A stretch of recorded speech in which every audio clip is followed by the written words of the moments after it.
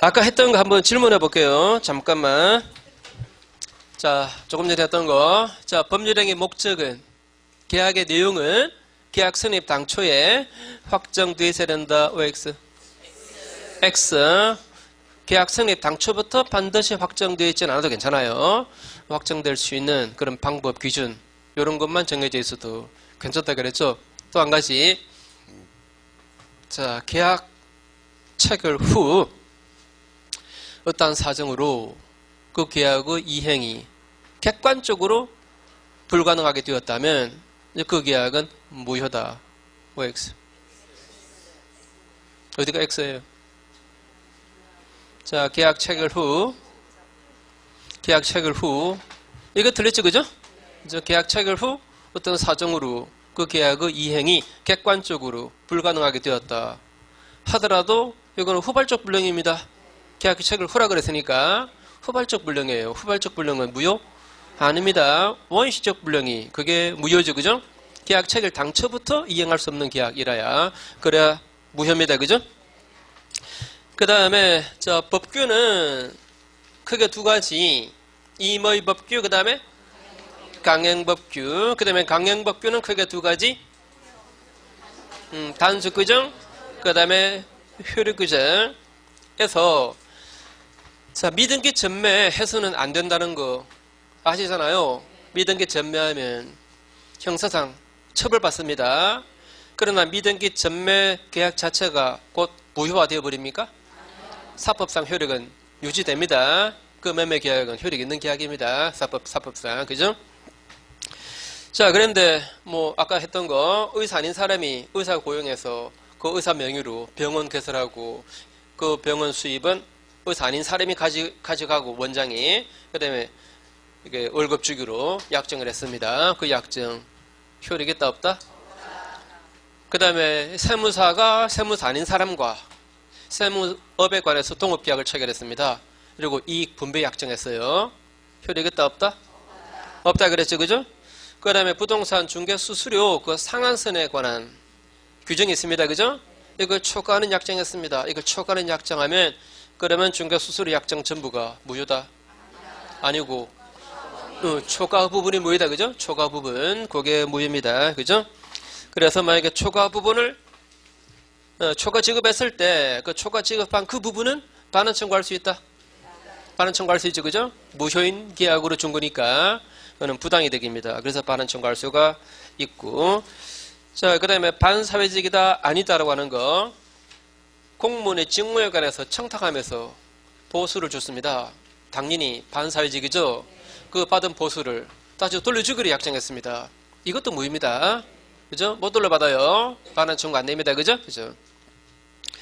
그 다음에 자, 정은 해달라. 그러면 정은 정인 뭡니까? 왔다 갔다 교통비하고 그 다음에 뭐 저게 밥값하고 해가지고 한 30만 원 주겠다 약정했으면 그 정도는 사회적으로 용납됩니다. 그죠? 괜찮아요. 사회적으로 용인될 수 있는 한계를 넘어서 버리면 그러면 안 됩니다. 그죠? 넘으면 그럼 무효예요. 그 다음에 전통사찰 주지직을 사실상 돈을 받고 판다는 걸 종단이 알면서도 그 사람을 주주로 임명했습니다. 이거는 반사회직이다. 그건 아닌 걸로 봤죠, 그죠? 주주 임명 자체를 곧 반사회직이다 라고 보진 않았습니다. 그 다음에 매도인이 납부할 양도세를 매수인이 대신 부담하기로 약정했습니다. 이거 반사회직이다? 아니다 라고 봤죠. 자, 그 다음에 이제 이중매매입니다. 이중매매. 자, 가입이라는 사람이 이 부동산을 을에게 파는 매매 계약을 해 놓았어요. 해 놓았는데 또 돈 좀 더 주겠다는 사람이 나타나서 그 사람에게도 파는 계약을 또 체결했습니다. 자, 그러면 이중매매 계약이죠? 이중매매 계약. 이고, 그럼 근데 등기는 병 앞으로 해줘 버렸습니다. 등기는 병에게로 해줬다. 자, 이 병 소유권 취득한다 못한다? 한다. 자, 이 병이 을하고 다를 거 없습니다. 을처럼 자기도 사겠다고 계약을 했을 뿐입니다. 그죠? 그렇죠. 자기도 사겠다고 계약했을 뿐이에요. 그래서 이 사람처럼 이 사람도 이 계약을 이행해달라는 권리 있다 없다? 있는 거죠. 그죠? 그래서 먼저 이행받았으니까 이자가 소유자가 되는 거예요. 그죠? 물론 이 경우 을은 갑에게 채무 불이행 책임으로서 손해배상을 청구하겠죠, 그죠? 손해배상을 청구할 수가 있습니다. 뭐 아까 말씀드린 대로 이건 아까 그대로 해볼게요. 원래 1억짜리 땅인데 이 사람이 협상 잘해서 또는 갑이 돈이 급해서 9천에 매매 계약이 되었고, 그 다음에 계약하고 난 다음에 땅값이 올랐습니다. 1억 1천까지 올랐어요. 그 다음에 이렇게 팔아먹었어요. 이렇게 돈 더 주겠다니까 이쪽에다 1억 1천에 팔아먹었습니다. 만약에 갑이 이쪽에 팔아먹지 않고 이 계약들을 이행해 줬더라면 을은 2천만 원 벌 수 있었잖아요. 근데 이 사람이 그걸 못하게 만들었잖아요. 그죠? 그러면 2천만 원 배상해 줘야 되겠죠. 그죠? 이런 손해배상을 뭐라 그랬죠? 이행, 이익의 손해배상. 계약대로 이행을 했더라면 이쪽에 발생했을 이익 말입니다. 이걸 배상해 줘야 된다. 여기서 말이죠. 만약에 갑하고 을 사이에 이미 매매 계약이 체결되어 있다는 사실을 병이 알면서도 샀다. 알면서 이걸 악이라고 표현합니다. 알았다를 뭐라고요? 악이라고 표현해요. 자, 우리 법학에서 선의, 악의 이런 단어가 있는데 선의는 어떤 사실을 몰랐다. 부지, 그죠? 부지. 악의는 어떤 사실을 어떤 사정을 알았다. 지 이런 뜻으로 써요. 그죠? 혹시 나 이거 처음 봤다 손 들어보세요. 이런 말 처음 들어봤다 손 들어보세요. 한번 처음 들어보시라니까. 왜 제가 손 들어보라고 말씀드리는가 하면은 생초보가 몇 명인지 한번 확인해 보려고. 완전 생초보가. 완전 생 나머지 분들은 그러면 공부를 좀 하신 분들입니까 원래? 자, 이걸 처음 들었다 그러면 이제 그분은 완전 생초보죠. 자, 다시 선의는 뭐라고요? 어떤 사실을 몰랐다. 악의는 어떤 사정을 알았다는 의미로 써요. 자, 선의, 악의. 자, 다시 이 계약 사실을 병은 알고 있었답니다. 알면서도 사가지고 2천 넘게 했대요. 이때 병은 소유권을 취득하는가 한다 못한다? 한대요. 알았다는 것까지는 사회적으로 용납된대요. 사회적으로 용납된대요. 알았다는 것까지는. 왜? 자본주의는 기본적으로 경쟁이잖아요. 맞죠? 그죠? 경쟁이니까 여기까지는 봐줘요. 봐주는데. 근데 말이죠. 만약에 을이 이미 갑에게 중도금까지 지급한 상태입니다. 중도금을 지급한 상태예요. 중도금을 갑이 받으면 아까 나왔던 거 계약금 100을 2배를 돌려주고 해지한다는 거. 뭐돼요 그거? 맞죠? 자, 다시 중도금 들어와 버리면 이쪽에서는 계약금 100 돌려주고 해지하겠다. 이거 된다 안 된다? 안 되거든요. 자, 그럼 자 보세요. 이 사람이 중도금 줄 때에는 이 사람 마음속에 이제는 저 사람은 이 계약을 해지 못하고 꼭 이행을 해야 된다. 이행할 거다. 라고 확실하게 신뢰가 생겨나 버리죠. 그죠? 그래서 이제 중도금 들어갔으니까 저 사람은 반드시 이 계약을 이행하게 되어 있다. 저 땅은 분명히 나한테 넘어온다. 라고 신뢰가 생겼습니다. 그런데도 이렇게 팔아먹었다면 이 사람의 신뢰를 저버렸죠. 신뢰를 저버린 행위 뭡니까? 배신이죠. 배신입니다. 그거는 형사상 문제예요. 형사상 문제. 다시 중도금을 받고서도 이쪽에 확실하게 신뢰를 줘놓고도 제3자에게 팔아먹으면 바로 배임죄가 되어버립니다. 이건 형사 문제예요. 배임죄. 배임죄가 되는데 근데 병이 만약에 내가 웃돈 줄 테니 이걸 알면서도 웃돈 줄 테니 나한테 팔아달라 라고 이쪽에서 적극 유도했다면 바로 범죄를 이자가 유발한 겁니다. 그래 안 그래요? 그러면 그거는 용납돼요? 안 되겠죠. 그죠? 그죠? 그걸 이렇게 표현합니다. 이 사람의 이중매도에 병이 적극 가담했다. 이렇게 말해요. 적극 가담했다. 자, 이 사람의 배임행위에 거기에 가담했다. 그죠? 그걸 유도했다. 그걸 권유했다. 이런 것은 사회적으로 용납된다 안 된다? 안 된다. 이러면 이거 반사적 행위로 봐요. 그러면 소유권 취득이 된다 안 된다? 안 됩니다. 자, 정도 문제입니다. 정도 문제. 반사회적이다 아니다라고 하는 것은 정도 문제예요. 자, 다시 제1 매매 계약 사실을 이중 매수인이 알았다는 것까지는 사회적으로 용납해요. 봐줍니다. 거기까지는. 그러나 이쪽의 범죄를 이쪽에서 유도했다면 그거는 봐줄 수 없습니다. 용납 안 돼요. 반사회적이다. 이해하셨죠? 그죠? 소유권 취득이 그때는 안 됩니다. 자, 여기서 만약에 자, 요거를 전제로 볼게요. 요거를 전제로 보면 병은 소유권 취득 못했잖아요. 못했죠. 못했을 때 이자가 어떻게 할 수 있는가?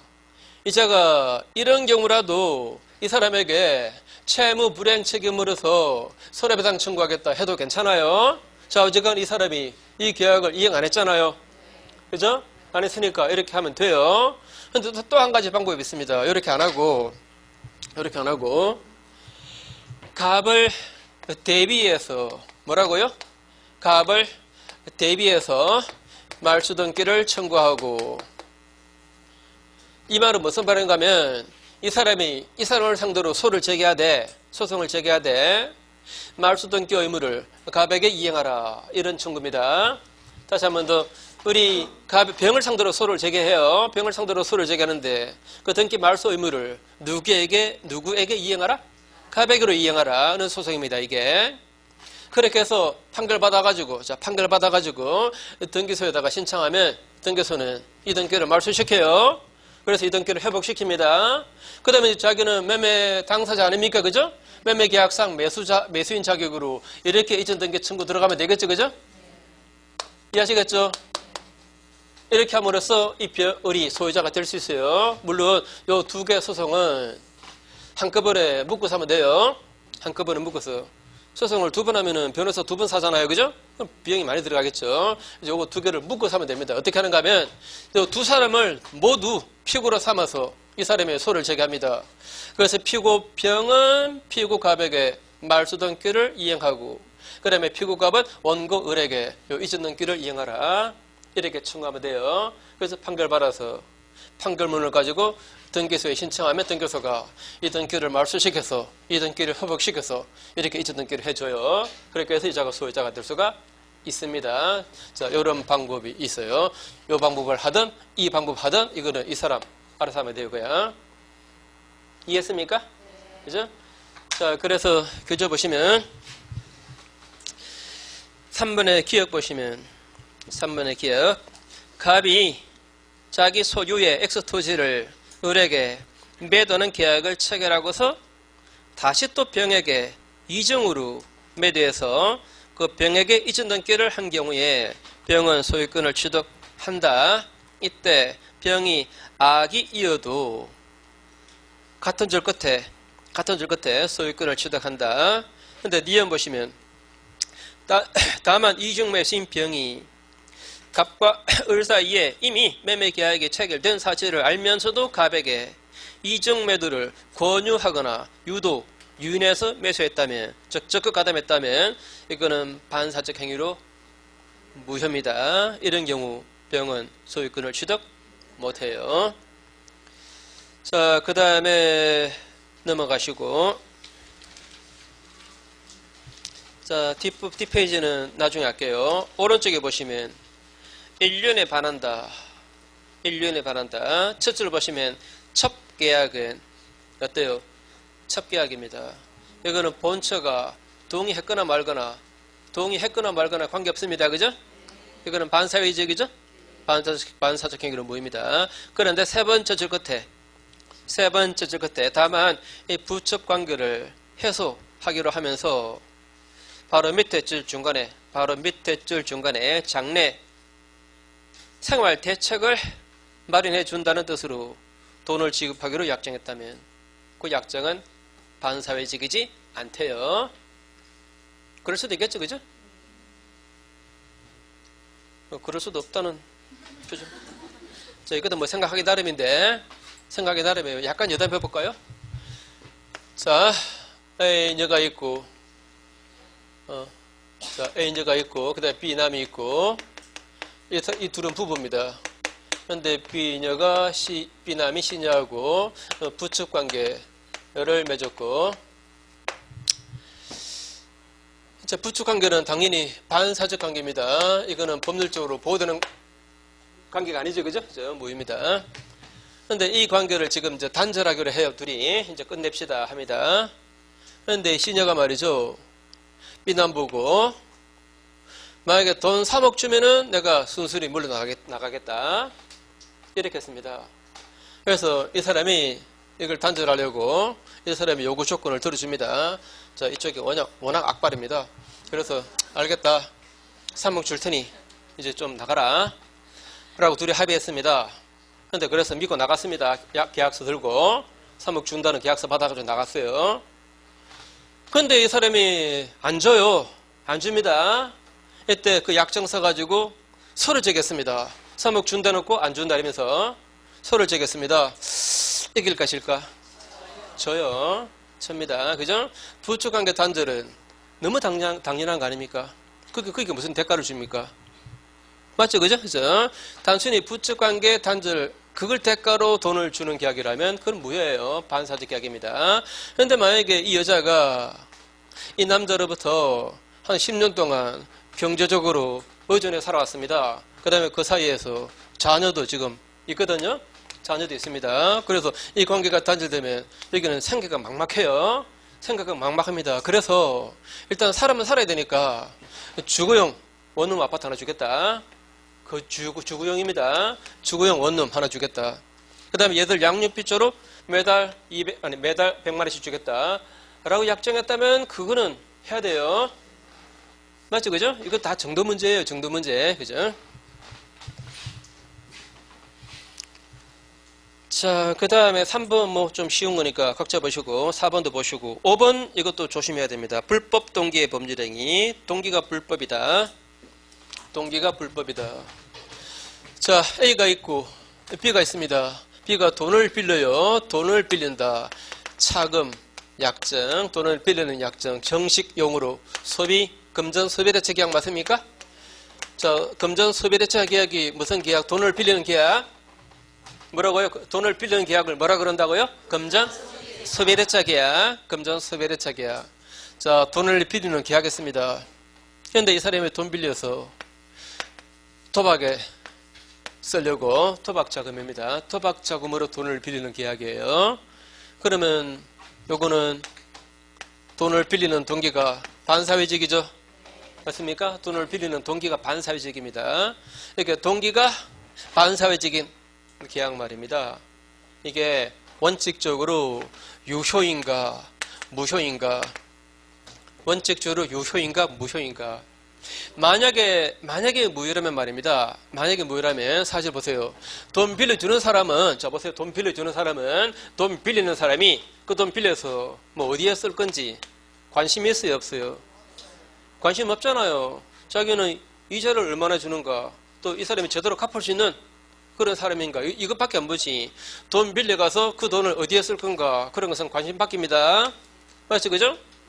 이 사람은 아무것도 몰라요. 지금 아무것도 모르는데 이걸 무효로 처리해버리면 이 사람은 이 계약에 따른 이자도 못 받고, 그래 안 그래요? 이거 이상하죠? 그죠? 그래서 동기가 반사회적이어도 이 계약은 무효 아닙니다.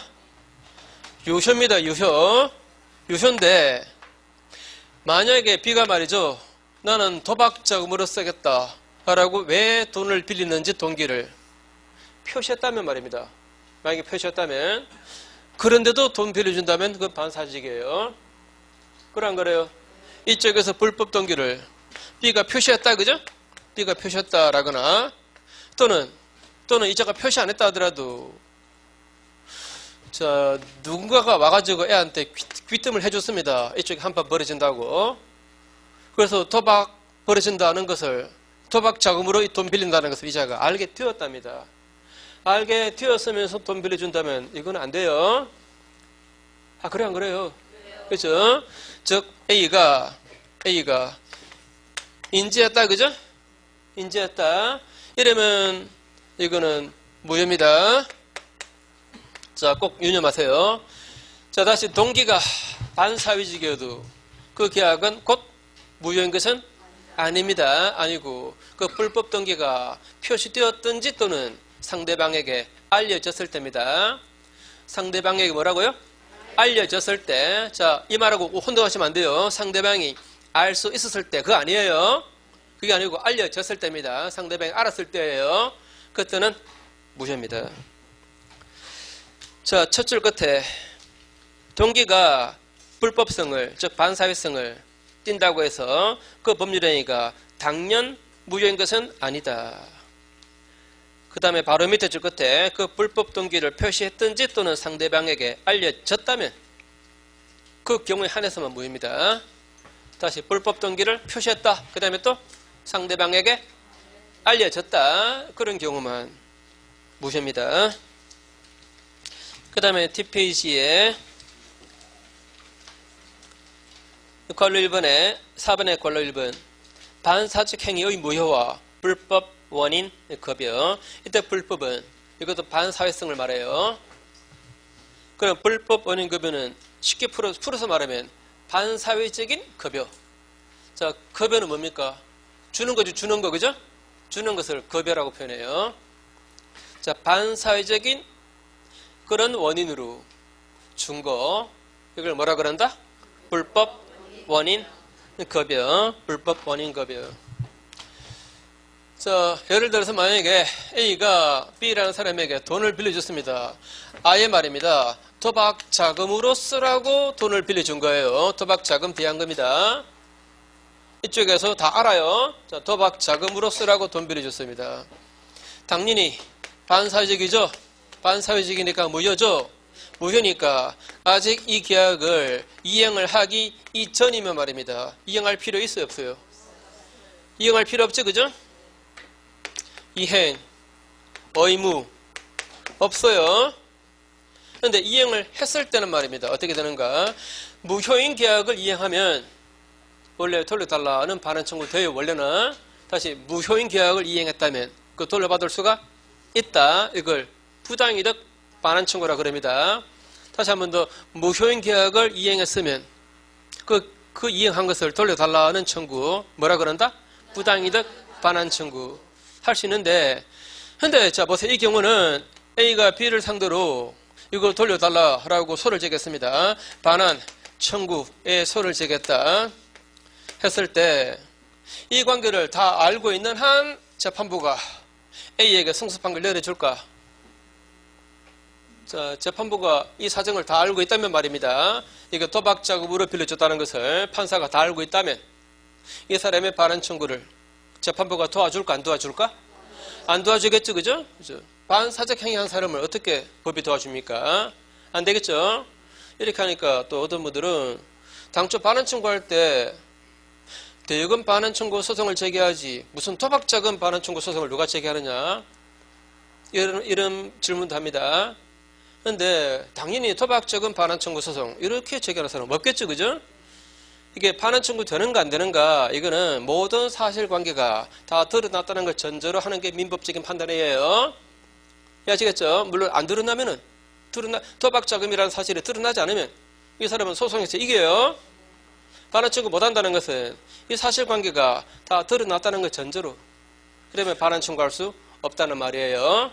맞죠? 다시 한 번 더 민사소송법상에 무슨 증거 입증 책임 부분 그런 거하고 반환 청구할 수 있다 없다는 이 민법상의 판단하고는 다른 거예요. 민법적인 판단은 모든 게 다 드러났다는 걸 전제로 할 수 있나 없나를 판단하는 겁니다. 이해하시겠죠? 그래서 우리 그렇게 얘기하잖아요. 분명히 돈을 빌려주는데 차용증 못 받아가지고 그래서 돈 빌려준 거 입증도 못하고 반환 못 받는 거 그런 거 있잖아요. 그죠? 맞죠? 그런 입증을 못해서 그런 거 아닙니까? 그 문제하고 혼동하시면 안 돼요. 그죠? 자, 다시 우리 민법적인 판단은 모든 사실관계가 다 드러났을 때 그때 말입니다. 이 권리가 인정되나 안 되나 반환 청구되나 안 되나 이걸 판단하는 거예요. 그죠? 한 번 더 자, 이 관계가 다 드러났다는 걸 전제로 이 반환 청구는 재판부가 도와준다 안 도와준다? 안 도와준다. 이때는 반환 청구가 안 됩니다. 반환 청구 불가. 자, 이걸 뭐라고 표현한다? 불법 원인 급여라 그래요. 반사회적인 원인으로 준 것은 못 돌려받는다. 됐죠? 반사회적인 원인으로 준 것은 못 돌려받아요.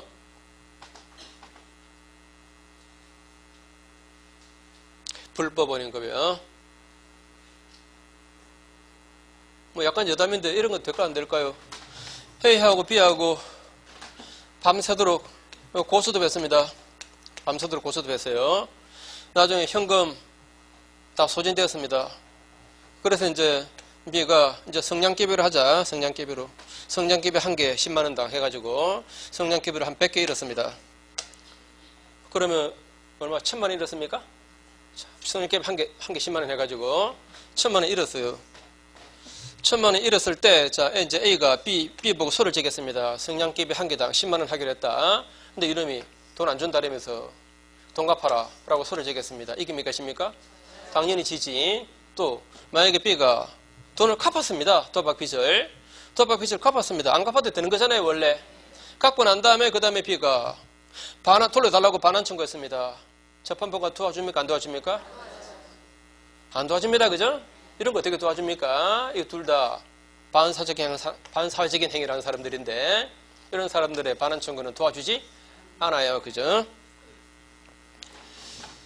자, 불법 원인급여. 그래서 교재 보시면 동그라미 1번에 반사회적인 행위는 당연히 무효이다. 따라서 계약의 경우에 아직 이행하지 않았다면 이행할 필요 없다. 그런데 이미 이행한 경우라면 반사회적 행위를 한 자는 그 반환 청구를 할 수 없다.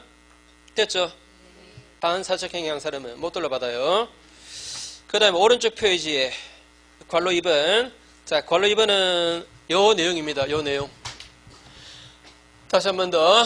자, 제1매매계약 사실을 이중 매수인이 알면서도 적극 권유해서 이중 매도가 이루어지고 이전 등기 받았다면 소유권 취득한다 못한다?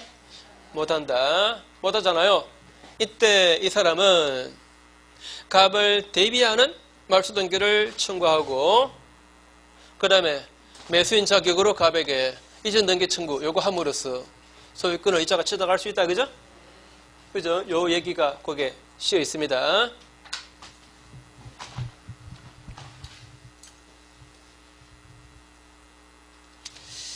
자, 그래서 첫 줄 보시면 부동산의 이중 매도가 제2 매수인의 적극 가담하에 이루어졌다면 반사적 행위로 무효이다. 그 다음에 세 번째 줄 끝에 다만 제1 매수인은 매도인을 대비해서 그 이전 등기에 말소를 청구할 수 있다. 그 다음에 밑에서 두 번째 줄 끝에 이와 함께 을은 제1 매수인이죠. 그죠? 제1 매수인 을은 매도인 갑에 대해서 자신 앞으로 소유권 이전 등기하라 라고 이행을 청구할 수가 있다. 그 다음에 불공정한 법률행위입니다. 불공정한 법률행위. 자, 우선 조문을 읽어볼게요. 당사자의 궁박, 경솔 또는 무경험으로 인하여 현저하게 공정을 잃은 법률행위는 무효다. 여기서 궁박은 무슨 뜻입니까? 아주 급한 사정을 말해요. 아주 급한 사정. 그걸 궁박이라 그럽니다. 경솔은? 자, 경솔은 경솔이지 뭐. 정상적인 사고를 베풀지 못한 거. 경솔. 자, 우리가 알고 있는 국어적 의미로 이해하면 됩니다. 그 다음에 무경험은 이거는 거래 경험이 부족하다. 이때 거래 경험은 지금 문제가 되고 있는 이 계약을 처음 해봤다. 그런 뜻 아니에요. 그런 뜻이 아니고 일반적인 거래 경험이 부족하다. 를 말해요. 쉽게 말하면 세상 물정에 어둡다. 이겁니다. 세상 물정에 어둡다. 이걸 뭐라고 표현한다? 무경험이라고 표현합니다. 무경험. 자, 그래서 불공정 법률행위 예를 들어 볼게요.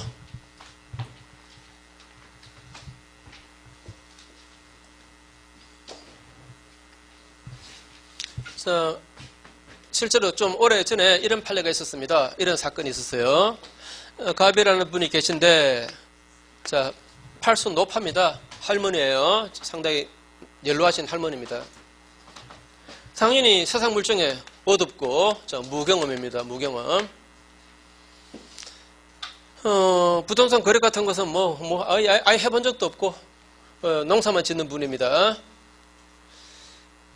그 같은 마을에 을이 있는데 이 사람은 좀 약삭빠른 사람이에요. 그래서 할머니가 세상 물정 모른다는 거 이걸 이용해가지고 이게 1억짜리 땅인데 3천에 매입하는 계약을 했습니다. 3천에 매입하는 계약. 어때요? 정도가 너무 심했죠? 그죠? 너무 심했습니다. 반사회적이다. 이번에 쉽게 말하면 나쁜 놈이다. 그죠? 이게 나쁜 놈 맞죠? 그죠? 이런 것을 불공정 계약이라 그래요. 자, 뭐라고요? 불공정 계약으로 무효입니다.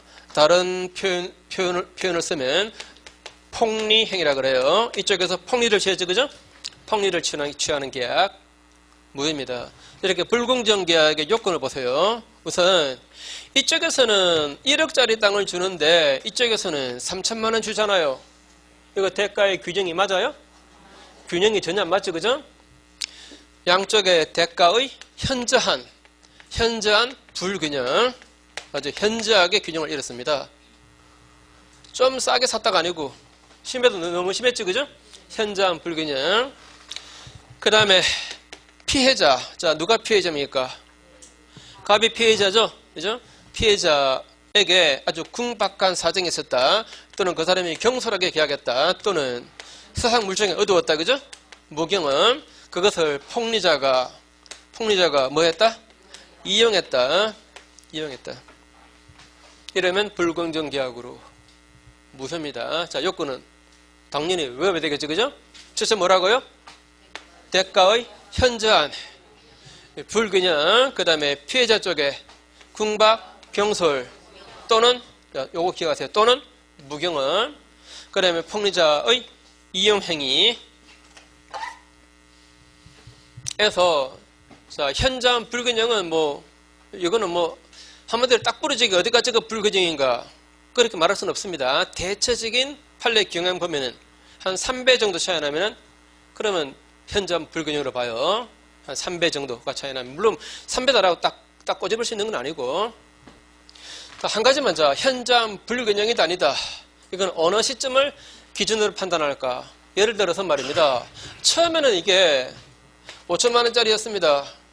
5천만 원짜리를 3천에 샀으면 이거는 아주 싸게 산 거지. 현저한 불균형은 아니에요. 그죠? 근데 계약서에 도장을 찍고 난 다음에 땅값이 1억까지 올랐다. 이랬을 때 이쪽에서 이거는 불공정이다 라고 말할 수 있는가? 못해요. 맞죠? 그죠? 이거는 계약 당시를 기준으로 판단해요. 그죠? 계약 당시를 기준으로 판단합니다.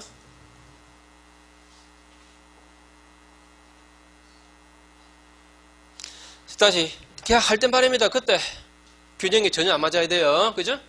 또 한 가지 자 피해자에게 궁박, 경솔, 무경험이 필요한데 피해자에게 세 가지가 다 있어야 되겠습니까?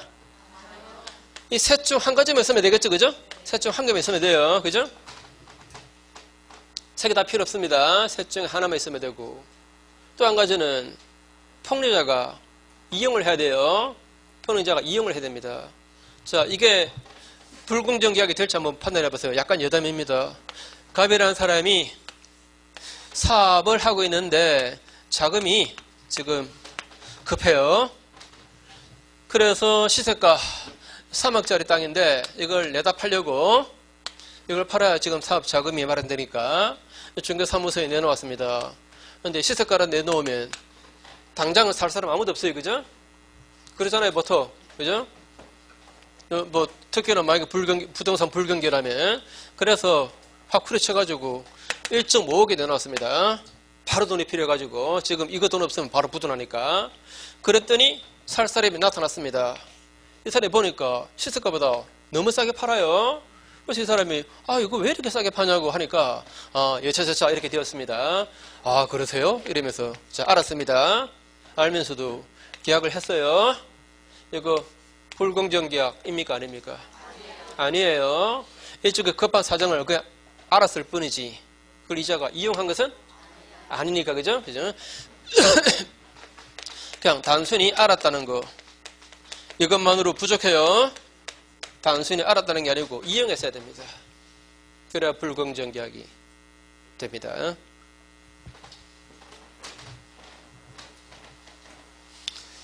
자, 그래서 교재를 보시면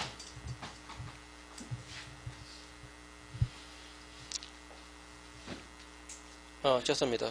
아니 조금 더 해야 되겠다.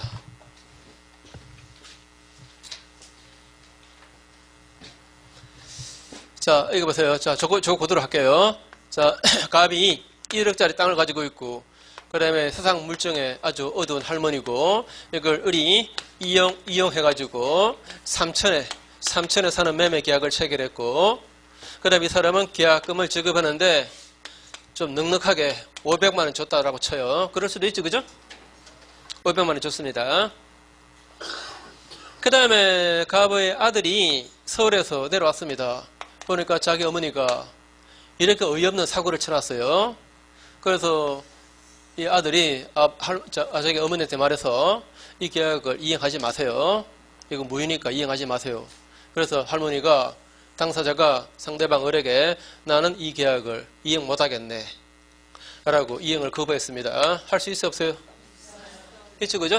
괜찮아요. 그랬더니 이 사람이 그럼 할머니 이 계약이 무효면 제가 준 돈은 이거는 돌려주셔야죠 라고 말했더니 안 돌려줘요. 그래서 소송을 제기했습니다.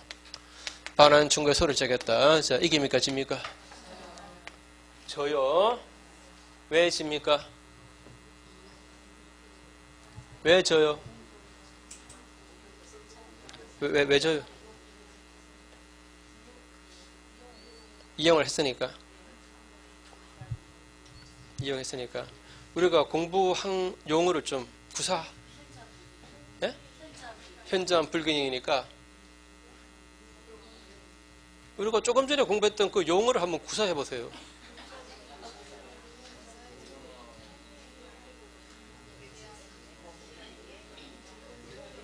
중얼거리지 말고. 폭리행위를 했기 때문에, 예, 폭리행위를 했기 때문에 이걸 조금 더 불공정한 범위, 그 말이지.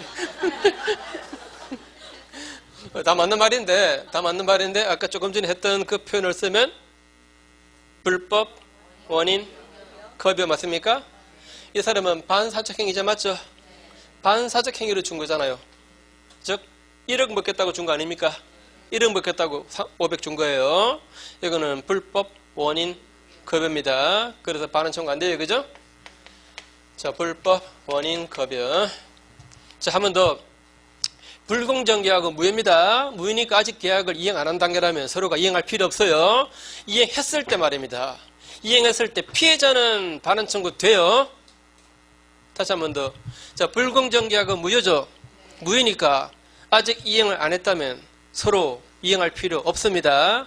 맞죠? 이행을 했을 때가 이제 문제예요. 이행을 했을 때 피해자는 돌려달라고 반환 청구할 수 있다 없다?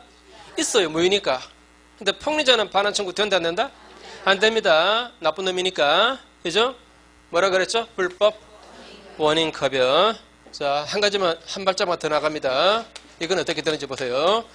자, 갑하고 을 사이에 또 이 사람의 무경험을, 자, 세상물청 얻어온 것을 이자가 이용해가지고 1억짜리 땅을 3천에 사가지고 자신 앞으로 등기까지 마쳤습니다.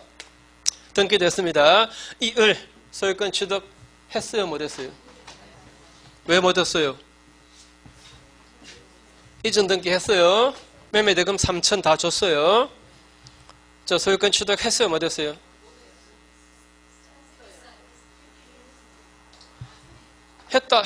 했다라고 판단되시는 분 손 들어보세요. 했다. 일단은 소유권을 취득했다. 손 들어보세요. 자, 좀 높게 들어보세요. 높게. 지금 손 드신 분들이 생초보들이네. 자, 이 계약은 불공정 계약으로 무효 맞죠? 자, 무효가 뭡니까? 무효. 말 그대로 효력이 없다. 효력이 없다. 자, 매매 계약의 궁극적 효력은 소유권 이전이잖아요. 다시 한 번 더. 무효는 효력이 없다 이 말이잖아요. 그 다음에 매매 계약의 궁극적 효력은 소유권 이전이잖아요. 그 효력이 없다 이 말입니다. 무효는. 이해돼요? 즉 소유권 이전에 효력이 발생 안 해요. 소유권 안 넘어가요. 무효 이 말은. 그죠? 다시 한 번 더. 등기해도 무효인 계약으로 했다면 소유권 넘어간다 안 넘어간다? 안 넘어가요. 자, 등기 명의는 을에게로 있지만 법적으로 소유권은 갑에게 있는 겁니다. 이게.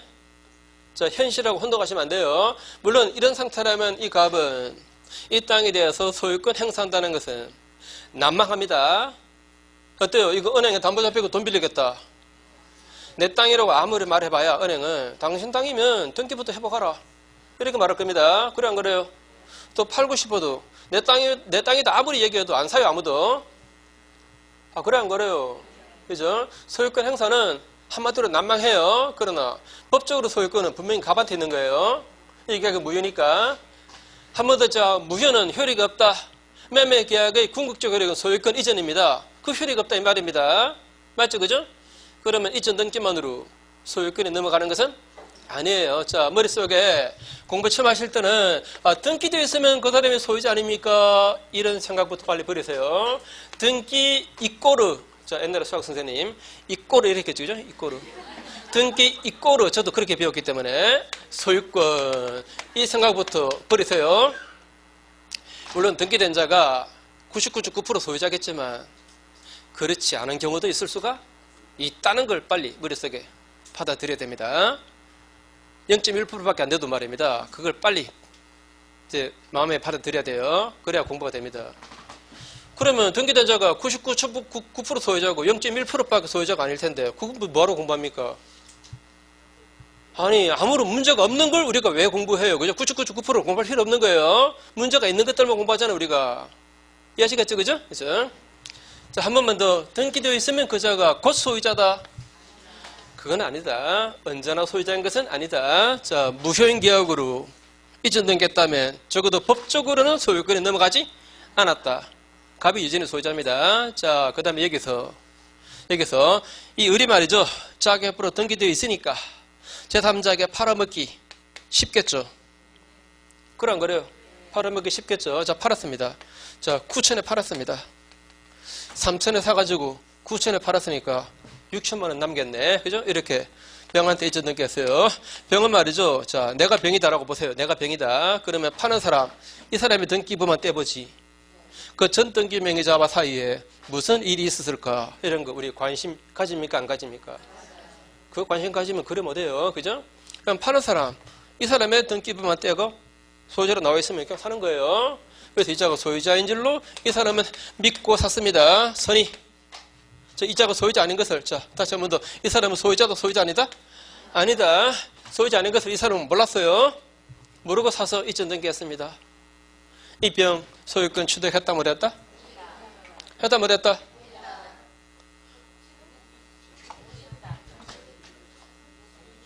아, 괜히 물어봤다. 네, 머릿속에 한번 잘못 들어가면 자기 다시 이게 끄집어내기가 바꾸기 힘든데 소유권 취득 했다 그러지 마세요. 나 뭐 했다 그러지 마세요 제발. 취득 못해요. 소유권 취득 못합니다. 다시 한 번 더 등기된 거 보고 샀는데 등기가 되어 있는 걸 보고 샀는데 그런데 소유권 취득 못하면 그거 되게 그거 이상하지 않습니까? 이렇게 머릿속에 생각되시는 분은 빨리 그것도 지워내세요. 자, 우리 민법상 등기된 자와 소유자가 다를 때 말입니다. 자, 이 사람은 등기되어 있지만 소유자는 이 사람이에요. 법적으로. 이랬을 때 등기보고 이자가 소유자인 줄로 믿고 사도 우리 민법은 소유권 취득을 인정 안 합니다. 안 해요. 이것을 등기에는 공신력이 없다 이렇게 표현해요. 자, 등기에는 뭐가 없다? 공신력이 없습니다. 등기에는 공신력 없다. 그러면 또 등기도 못 믿고 사느냐? 그럼 도대체 어떻게 우리가 부동산 거래하느냐? 자, 이렇게 또 의구심이 들죠, 그죠? 근데 사실 이런 경우는 우리 일상에서 잘 발생하겠습니까? 발생 안 하겠습니까? 잘 발생 안 하겠죠, 그죠? 이런 거 진짜 한 번, 1년에 한두 번 대법원까지 올라올 동 말동이지. 그죠? 그러니까 내가 이런 케이스에 해당해가지고 낭표를 보는 거, 그런 것은 부동산 거래 100% 했을 때 한 번 생길동 말동입니다. 그거 무서워서 부동산 거래 못한다. 그럴 수는 없잖아요, 그죠? 그리고 그거는 마치 교통사고 날까봐 차를 못하는 거나 마찬가지입니다. 그죠? 자, 하필이면 내가 산 사람 그 사람이 소유자가 아니어서 그래서 내가 법적으로 소유권을 취득 못하는 이런 사고가 나한테 일어날 가능성은 이제 0.1%도 안 돼요. 그죠? 그것 때문에 겁나서 부동산 거래 못할 수는 없는 거예요. 자, 아무튼 법적으로 자 외우세요. 한 번만 더. 등기 명의자가 소유자가 아니면 그 등기 보고 그거 믿고 샀다 하더라도 우리 민법상으로는 소유권 취득이 된다 안 된다? 안 된다. 이걸 뭐라고 표현한다? 등기에 공신력이 없다라고 표현합니다. 요컨대 자 이렇게 되면 갑은 말이죠. 이 병한 때까지 내 거니까 돌려달라고 반환 청구할 수 있습니다. 그 땅은 내 땅이다. 그래서 돌려달라. 그러고 반환 청구할 수 있어요. 이 사람은 반환 당합니다. 반환 당하고 병은 누구한테 책임 묻습니까? 을에게 책임 물어야 돼요. 책임 물어서 이 계약 해지하고 매매 대금 돌려주고 손해배상해달라. 이렇게 청구 들어갑니다. 자, 우리 법이 이래요. 그죠? 예? 이거는 외우셔야 돼요. 이거는 우문입니다. 우리 민법은 왜 등기에 공신력을 인정 안 합니까? 공신력 인정하면 좋을 텐데 왜 안 할까? 그거 밤새껏 고민해봐야 답 안 나와요. 그거는 정책을 바꾸지 않는다며야 이거는 우리가 고민해서 될 문제가 아닙니다. 그냥 우리 제도가 이렇다라고 외우셔야 됩니다. 한 번만 더. 자, 등기된 자와 소유자가 다를 때 등기 보고서 그 자가 소유자인 줄로 믿고 사도 법적으로 소유권 취득이 된다 안 된다? 안 됩니다. 안 돼요. 자, 그래서 이 얘기는 자주 나올 겁니다. 자주 나와요. 등기에 공신력 없다는 말을 꼭 기억하세요. 자, 그래서 교재 보시면 44페이지 제일 위에 괄호 2번 동그라미 1번에 불공정한 법률 행위는 무효이다. 무효이다. 그 다음에 두 번째 줄 끝에 피해자는 급부한 것의 반환을 청구할 수 있다. 그러나 폭리자는 자신이 구매한 것의 반환을 청구할 수가 없다. 이거 뭐라 그랬죠? 불법 원인 급여. 그 다음에 동그라미 2번 보시면 한편 폭리자 을은 이전 등기를 받았다 하더라도 소유권을 취득 못한다. 기억나죠? 그리고 다시 선의의 병이 그 토지를 을로부터 전득해서 이전 등기를 해도 소유권을 취득 못한다. 을의 등기는 무효이고 그 등기에 공신력이 없기 때문이다. 자, 밑에 이번에 폭리행위 성립 요건. 자, 제목 보시면 첫째 뭐라고 되어 있죠? 급부의 현저한 불균형. 괄호 이번에 피해자의 궁박, 경솔 또는 무경험. 첫째 궁박에 보시면 궁박은 급박한 곤란을 말하고 반드시 경제적인 필요는 없고 명예의 침해와 같은 정신적, 심리적 궁박도 포함됩니다. 또 궁박 상태는 일시적이어도 무방하다까지 보시고 그 다음에 오른쪽 페이지 동그라미 3번 보세요. 피해자에게 궁박, 경솔, 무경험 이 사유가 모두 있어야 되는 것은 아니고 그중 하나만 갖추어줘도 충분하다. 그 다음에 괄호 3번의 세 번째 줄 중간에 보시면 폭리의 악의가 없었다면 불공정 법률행위는 성립하지 않는다. 단순 악의는 괜찮아요. 그죠? 폭리를 취하겠다는 악의, 즉 이용말입니다. 그게 있었어야 불공정 법률행위가 되는 겁니다. 그 다음에 3번의 괄호 1번 동그라미 1번 첫 줄 불공정 법률행위에 해당하는지는 법률행위가 이루어지는 시점을 기준으로 판단합니다. 아까 기억나죠? 법률행위가 즉 계약이 체결되는 시점, 그죠? 계약 성립 당시를 기준으로 두 번째 줄 끝에 판단한다. 그 다음에 일단 여기까지 하시고요. 잠깐만 쉬세요.